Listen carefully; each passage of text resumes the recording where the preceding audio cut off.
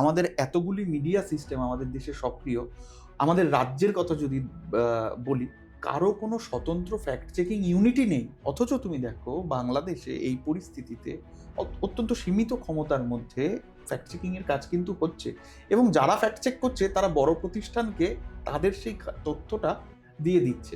যেমন আমি রিউমার স্ক্যানারের কথা বলবো। রিউমার স্ক্যানার তুলে ধরেছে যে 5ই আগস্ট থেকে আজ পর্যন্ত বাংলাদেশ নিয়ে কি কি ভুল খবর হয়েছে।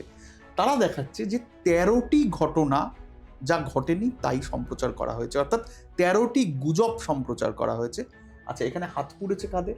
কটা সংস্থা এতে জড়িয়ে রয়েছে? 49টি ভারতীয় মিডিয়া আউটলেট গত 6-7 মাসে 13টি অপতথ্য টানা লাগাতার প্রচার করে গিয়েছে।